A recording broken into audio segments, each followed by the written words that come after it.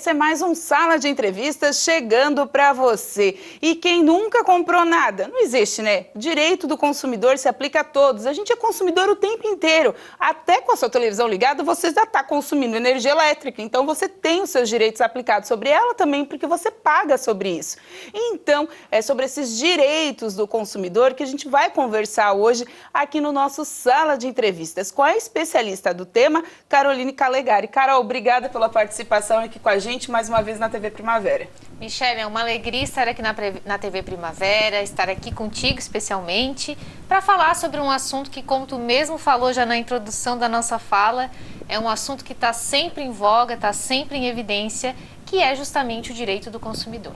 Carol, as pessoas acham que elas só são consumidoras quando elas têm um problema com um determinado produto ou com um determinado serviço. Né? Elas esquecem que o direito delas é o dia inteiro, ou todo dia, porque a gente está consumindo, como eu mesmo falei, com uma televisão ligada, tomando uma água, a gente é consumidor o tempo inteiro, né? A nossa vida não para de ser consumista, vamos dizer assim, de consumir, né, algum produto. Então, as pessoas, elas realmente só se dão conta disso quando elas têm algum problema? Perfeito, Michele, é isso mesmo. Na verdade, é algo que é uma legislação, quando a gente fala do Código de Defesa do Consumidor, que ele justamente, a gente fala no popular, que é uma lei que pegou, porque é algo que envolve o nosso cotidiano. Então é isso mesmo, Michele, as pessoas são consumidoras a todo momento e todos são consumidores. Mesmo quando a gente fala daquela criança, daquele adolescente, mesmo não sendo um consumidor ativo, que é aquele que pode pagar pelos seus produtos ou serviços, eles influenciam dentro de casa, influenciam as compras do orçamento doméstico. Então, sim, todos somos consumidores. Mas também tem aquela máxima, né? Geralmente o brasileiro, ele vai se dar conta ou vai tentar entender um pouco mais sobre os seus direitos e seus deveres enquanto consumidor quando ele realmente tem algum problema em algum serviço e em algum produto. E é por isso justamente que a maioria das pessoas, a maioria dos consumidores desconhecem os seus direitos, porque eles esperam que aconteça algo de ruim, algum conflito em alguma relação de consumo para ir buscar qual é o seu direito, qual é o seu dever, enfim. Bom, a gente sabe, né, que o Código de Defesa do Consumidor ele deve estar exposto, né, em todos os estabelecimentos comerciais. Mas as pessoas elas não têm como a Constituição, como outros livros, vamos dizer assim, como outras determinações que a gente deve seguir, elas não têm o hábito de consultar um Código de Defesa do Consumidor. Elas não têm o hábito de entender quais são os seus direitos, né, Carol? Exatamente. É a mesma coisa com qualquer outra legislação. As pessoas, elas muitas vezes não vão ter um conhecimento para conseguir entender de que maneira se aplica aquele dispositivo no conflito que ela está sofrendo. E por isso que é importante, Michele, e fiquei muito feliz quando vocês sugeriram a pauta para esse programa para falar sobre esse assunto, porque a gente, quando leva a informação para as pessoas, para os cidadãos, para os telespectadores que nos assistem, a gente está fazendo também um trabalho social de informar sobre quais são esses direitos para que essas pessoas não precisem aí passar por algum problema ou ter que ficar em dúvida sobre será que isso que eu li é realmente isso que eu acho que é para esse meu conflito? Então, realmente, isso é um problema grave, porque as pessoas não necessariamente vão conseguir entender de que maneira se aplica na prática aquele direito que ele de fato tem. E por isso é importante a informação e também, né, divulgar aí os órgãos de defesa do consumidor. Tu sabes que eu sou bem entusiasta desse tema, claro, né, Michele? Já há muito tempo, porque a gente consegue aí levar de fato a informação para quem precisa, que é o consumidor final. E até porque, né, Carol, o PROCON em si, né, a instituição PROCON, ela começou a ser desmistificada quando as prefeituras, os municípios começaram a colocar pessoas competentes para fazer esse trabalho, né, porque eu escutei muitas vezes de colegas até da profissão, o PROCON não resolve nada, o PROCON é cabide de emprego, o coordenador do PROCON é isso, mas hoje a gente vê que quem assume, a gente busca pela nossa realidade, né? E até pelas notícias nacionais. Quem assume são geralmente advogados ou então especialistas no assunto, pessoas que estudam aquela matéria para poder dar uma orientação correta, porque o PROCON virou um órgão muito necessário para a vida das pessoas, né? Com certeza. E, Michele, vou te dar um dado importante e vou falar sobre Sara, que Sara eu consigo te dar dados mais fidedignos, até porque, como tu sabes, né, trabalhei durante uns anos no órgão de proteção e defesa do consumidor. Uma pesquisa foi feita há alguns anos atrás com alguns órgãos, algumas instituições da sociedade civil e do poder público, para saber das pessoas quais eram aquelas que tinham mais credibilidade com a população, que davam o melhor retorno. E o PROCON, ele ficou só atrás do Corpo de Bombeiros, que a gente sabe que também é uma instituição que já tem aí um valor para aquelas pessoas que precisam, que buscam, né, para o cidadão de maneira geral. Então, estou te passando esse dado para tu conseguir, de fato, entender e colocar também em prática isso que tu está nos dizendo, que de fato é um órgão, é uma instituição que ao longo dos anos foi ganhando confiança das pessoas. É claro que a parte de gestão faz muita diferença e como tu mesmo falou, né, Michele, isso vem mudando ao longo dos anos. Que bom, né, que os executivos municipais estão começando a dar mais importância, porque o PROCON, quando a gente fala assim em PROCON, Michele, eu percebo muitas vezes as pessoas falam assim, não, deu um problema no meu produto, no meu serviço, eu vou lá para resolver. Mas é muito mais do que isso, né? É uma criação de uma política pública de defesa do consumidor que vai auxiliar inclusive na economia local. Vai ajudar com que o comércio consiga fazer as suas vendas de maneira correta, que ele consiga fidelizar o seu cliente, e isso tudo vai se tornando um círculo virtuoso. E por isso, sim, é muito importante a gente dar a mão palmatória aí para quem faz, né, a defesa do consumidor nos municípios, nos estados e também a nível federal. Porque a frase que a gente mais escuta é quando dá alguma coisa, eu vou no PROCON. Eu vou no PROCON, deu algum problema, eu vou no PROCON. E até mesmo aquele que é menos instruído, que trabalha no comércio, um vendedor que não tem tanto que às vezes até uma falta de interesse do próprio vendedor, mas também é uma falta de interesse do empresário de fazer essa instrução correta. E a gente sabe que as CDLs trabalham com essas instruções, dão palestras, dão cursos, mas nem sempre todo mundo está interessado. Mas às vezes a gente fala assim, então tá no PROCON, eu vou no PROCON, ou então tá no Código de Defesa do Consumidor, as pessoas se assustam. Como é que você sabe disso, né? Aonde você foi buscar essa informação? Será que tá? E é uma forma, como tu mesmo disse, do comércio, daquele vendedor de rua, daquela loja mais antiga, e trazendo novos consumidores, fidelizando e vendendo mais, porque quando ela é correta, o boca a boca é a melhor propaganda, como a gente sempre fala, né? Uma venda feita errada, ela se espalha para 1000 pessoas. Uma venda feita certa, ela se espalha para uma pessoa. Então, tem tudo isso, né, Carol? É uma economia certa, né? E tu sabes, Michele, que apesar de, como a gente falou, isso vem mudando, né? A consciência dos gestores públicos vem mudando também em relação a pastas como o PROCON.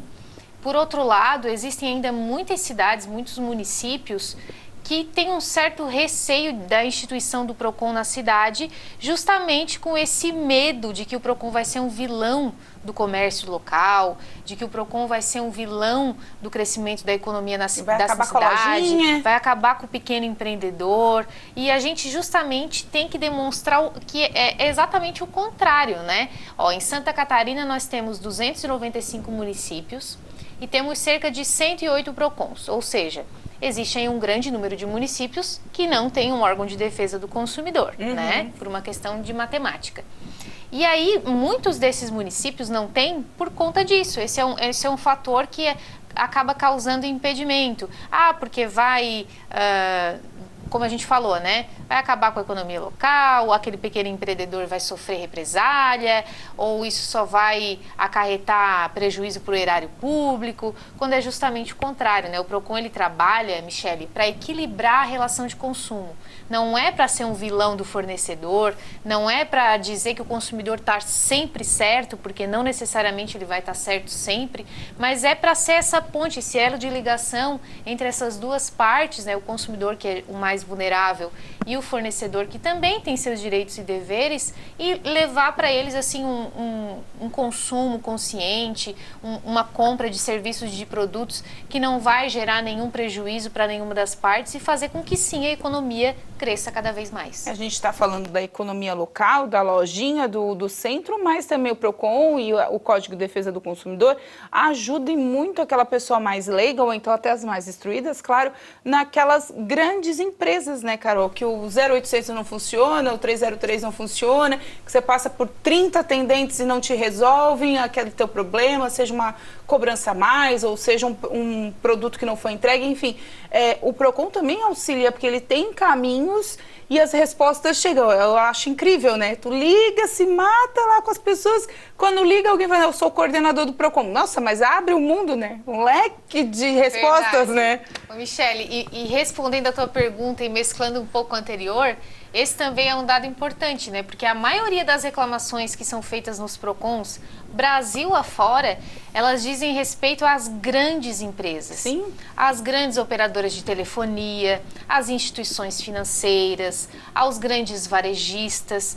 Uma porcentagem muito ínfima diz respeito ao comércio local, porque justamente quando o órgão está atuando na cidade, meio que vai levando também com que o comércio tenha práticas positivas frente aos consumidores. Se adequa, né? Exatamente. Então, por isso que esses grandes vilões, se é que a gente pode dizer assim, dentro das reclamações que aparecem aí nos órgãos de defesa do consumidor e que fazem parte do dia a dia das pessoas, são esses que eu acabei de citar. Até porque, né, Michele, pensa, hoje é muito difícil uma pessoa que não faça uso do serviço de telefonia, seja para a internet, nos próprios celulares, nos próprios computadores, ou um problema de TV a cabo, é algo que está no nosso cotidiano. Sim. Um problema de consumo de um produto ou de um serviço que é essencial, como água, energia, como a gente citou já no início da entrevista, e aí por aí afora, né? Além dos produtos que são consumidos diariamente. Então, sim, abrange tanto essa parte daqueles produtos que fazem parte do nosso cotidiano,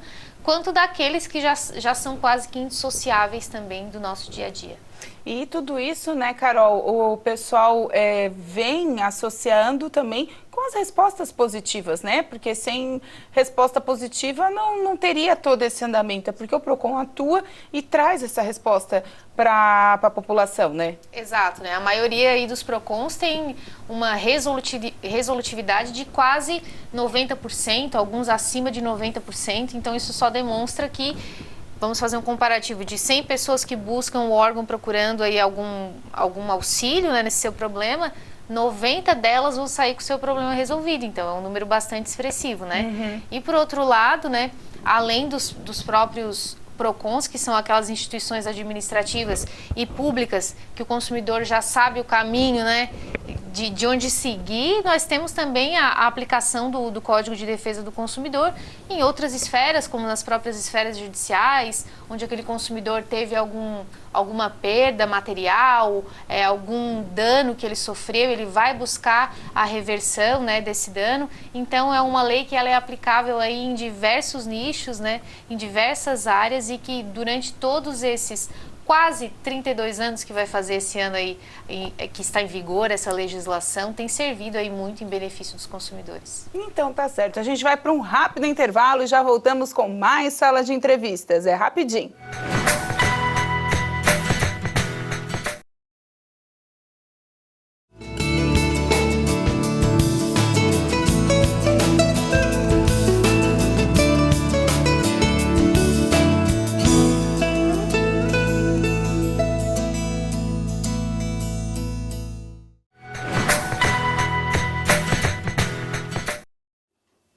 Voltamos então para mais um Sala de Entrevistas, o segundo bloco falando sobre direitos dos consumidores com a Caroline Calegari Naspolini, ela que é especialista nesse assunto. Carol, as pessoas elas têm obrigações também, né, na parte ali do Código de Defesa do Consumidor, né? É bom sempre falar, né? A gente está acostumado, Michele, com aquela máxima de que o consumidor sempre tem razão. Mas, na realidade, assim como em qualquer outra legislação, a lei precisa ter direitos e deveres para que a gente consiga sopesar essa balança.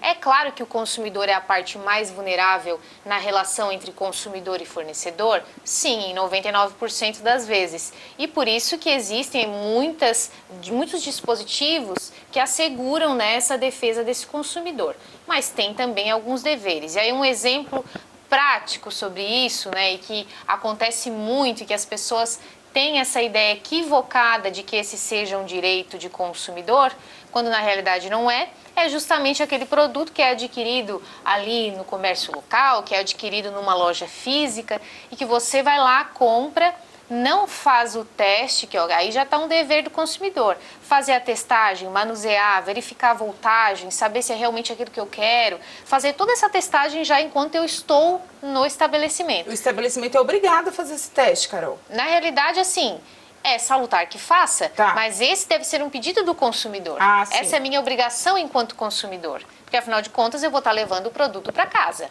Tá. Bom, cheguei na loja, não testei nada, não verifiquei nada, levei o produto embora. Chegou em casa, fui utilizar, percebi que tinha alguma avaria, que tinha algum defeito, algum vício.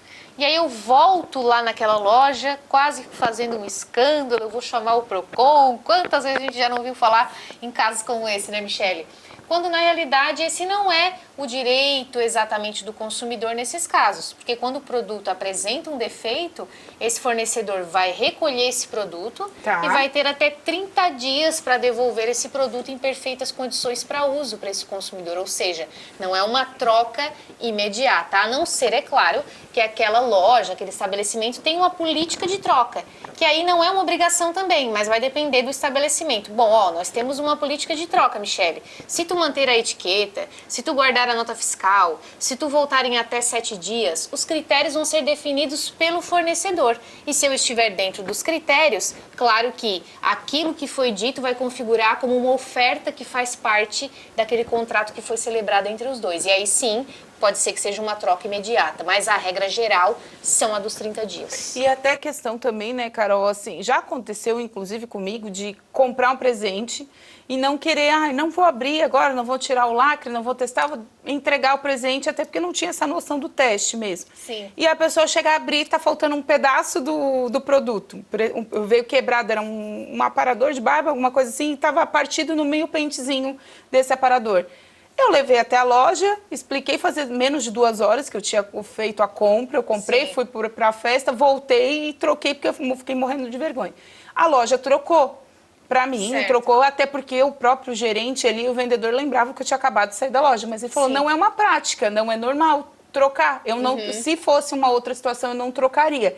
Então, essa questão do teste, de abrir, mesmo que fosse para dar para presente, tem lojas de perfume que fazem isso, né, Carol? Pedem para abrir, para tirar o lacre, e aí depois não tem mais como trocar, mas é informado aquilo ali para o consumidor, até para evitar um constrangimento maior, né? Sem é sempre bom fazer. E também tem a questão, muitas vezes, assim, da fidelização do cliente, né? Se é uma loja que ela quer manter aquele cliente como sendo fidelizado, que volte a fazer novas compras, muitos têm essa questão do bom senso, né, Michele, também, e acabam justamente por essa questão de fidelização dos clientes. Mas como a gente comentou, não é uma regra, e por isso que a gente tem que estar sempre também, enquanto consumidor, atento a essas questões. São questões pequenas que, no fim das contas, podem acabar gerando uma dor de cabeça no final. E agora, bendita compra pela internet, Carol. A gente está falando muito de loja física, de produto que eu posso pegar na mão, que eu posso ver, testar.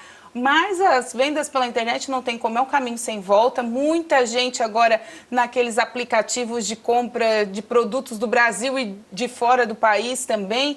E se aplica o Código de Defesa do Consumidor nesses tipos de aplicativo, de vendas, esses e-commerces que estão aí explodindo, Carol? Veja só, Michele. A gente sabe, já falou, que a nossa legislação que fala sobre esse tema, ela vai fazer 32 anos. Então, ela é de 1990.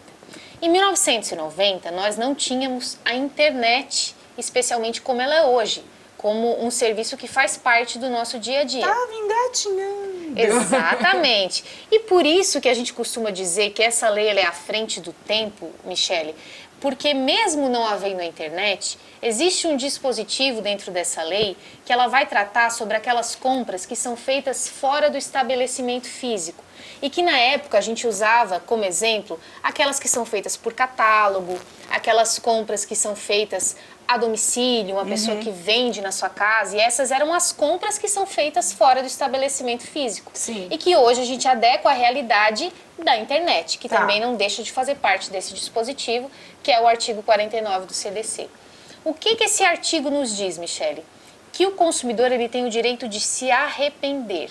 É um direito de arrependimento, que ele vai ter um prazo determinado, que é de 7 dias, a contar do momento em que o produto chega nas tuas mãos. Então, tu vais ter 7 dias para fazer a devolução daquele produto. E aí, nesse caso, não precisa que o produto tenha um defeito, que ele tenha um vício, que ele tenha uma avaria. Eu simplesmente posso me arrepender da compra que eu fiz. É um prazo de reflexão que a gente chama na doutrina. E por que isso, Michele? Porque muitas vezes o consumidor, quando ele faz a compra pela internet, além do fato de ele não poder manusear esse produto, ele não vai saber a maneira como ele vai se colocar, como ele vai funcionar, ou se eu fiz uma compra na impulsividade, não tinha certeza se eu queria fazer a compra daquele produto. Então, por isso que o consumidor, nesses casos, ele tem um direito adicional, porque ele foi privado, vamos dizer assim, dessa possibilidade de manusear o produto, de verificar se é realmente aquilo que eu quero ou não. Então, sim, essa lei, ela se aplica, esse dispositivo se aplica até hoje, ao longo de todos esses anos, e muita gente não sabe que tem esse direito. Pois é, nessa questão da troca, Carol, o que eu observo muito, que eu adoro ler aqueles comentários quando a gente vai comprar alguma coisa na internet, eu adoro eu vejo mais os comentários que o produto. E às vezes, eu me arrependi, mas não vou trocar porque é difícil, o correio é longe da minha casa. Eu não vou trocar porque eu tenho que pagar o frete de devolução. Como é que fica essa questão de devolver a peça? A gente sabe que quando é uma geladeira, um fogão, às vezes, dependendo da loja que você comprou, claro, eles recolhem o produto se ele apresentar defeito ou arrependimento dentro do prazo. Mas quando são produtos pequenos, principalmente roupa, a gente vê muito isso. Não vou mandar porque é muito longe, porque eu vou mandar na costureira para apertar, alguma coisa assim. Como é que se faz esse procedimento da troca? A empresa ela é responsável pelo recolhimento ou pelo pagamento da troca ou fica pelo consumidor? O consumidor não pode ter nenhum tipo de ônus, Michele. Então, se eu comprei um vestuário, por exemplo, que é o que a gente está usando aqui como um exemplo prático. Eu comprei pela internet, estou no prazo de 7 dias do recebimento e desejo fazer o cancelamento dessa minha compra, ter o estorno do valor que eu paguei de volta e devolver, consequentemente, esse produto. Eu vou fazer o contato com a empresa, como geralmente é uma empresa que é de fora, não é da mesma cidade. O que a empresa vai fazer? Ou ela vai te fazer o pagamento de uma transportadora, ou ela vai te mandar um código de postagem para que tu envie pelo correio esse produto que vai chegar até essa filial, até a sede dessa empresa. Só que esse código de postagem, é claro, vai ser o pagamento feito pelo fornecedor. Então, o consumidor não tem ônus nesses casos. Então, o negócio de não devolver, aí é problema do consumidor. A loja não tem nada a ver com isso. Exatamente. Ah, tá. Então, as pessoas, elas têm que ficar mais atentas também a pequenos detalhes, né, Carol? Que às vezes eles passam despercebido e no final das contas acabam perdendo dinheiro, perdendo algum valor ali, porque compraram um produto na impulsividade, ou o produto não veio legal, ou porque o valor era muito barato. E não dá para voltar atrás, né? Vamos dizer assim. Deixa de voltar atrás. Mais do que isso, né, Michele? Não é nem quando eu consegui comprar o produto realmente que eu me arrependi e fiz valer esse meu direito que eu tenho enquanto consumidor. Mas é quando eu busco na internet, que deve ser uma facilidade até para eu pesquisar preço, né, para verificar qual a melhor forma de pagamento, e eu acabo caindo num golpe, né, que se tornou mais comum do que nunca, né? Principalmente depois da pandemia, as pessoas passaram a usar mais as redes sociais como também uma maneira de linkar para compras, né? E aí acaba que eu entro em sites que não são sites oficiais da empresa, clico em links, especialmente de rede social, que me levam para um site fraudulento com um nome muito próximo do que seria o nome original, ou vou lá e compro via WhatsApp, já faço um pagamento adiantado e aí acabo caindo num golpe e não recebo nada e saio no prejuízo. Os golpes estão cada vez vindo mais, não é só golpes que a gente vê do dia a dia, né, de WhatsApp, mas agora, né, as pessoas até têm que ficar atentas que está vindo o golpe de compra pelo Instagram também, né, e pelo WhatsApp, as pessoas clonam dos seus amigos e começam a passar várias mensagens dizendo para comprar tal coisa que eu estou vendendo, enfim, as pessoas compram pensando que estão ajudando e acabam não, mas não tem nada a ver com essa história. Nesse caso, são sites que são reportados e que você não tem nem de onde que é o site, né? Não tem por onde procurar. Não tem CNPJ, não tem endereço, nada. Não tem um telefone. E mesmo no exemplo que tu deu, que também está sendo bem comum, né, Michele, esses golpes pelas mídias sociais, Esse cidadão que teve a sua conta, especialmente no caso do Instagram, hackeada, né, que está sendo utilizado por um terceiro de má fé, que coloca lá e publica que está vendendo X ou Y, aquela oferta que é um valor que é muito fora do mercado, isso vale tanto por causa dos golpes, quanto para aqueles anúncios que a gente vê pipocando nas redes sociais, especialmente no Facebook, e que nos leva para sites de procedência duvidosa. Aquela compra, aquele valor muito fora da realidade do mercado, está muito abaixo do que eu costumo ver em outras lojas que realmente são lojas fidedignas. Aquilo ali já é um indício que eu vou cair num golpe, é um indício que eu vou sair no prejuízo enquanto consumidor. Então a gente precisa estar muito atento e usar de fato a internet para o que ela se destina, que é facilitar a nossa vida. Então tá certo. Carol, mais uma vez, muito obrigada por participar com a gente aqui na TV Primavera, foi bem esclarecedor. E é claro, né, aqueles recados finais pro pessoal aí, não caia em golpe e faça o seu direito valer a pena, né, Carol?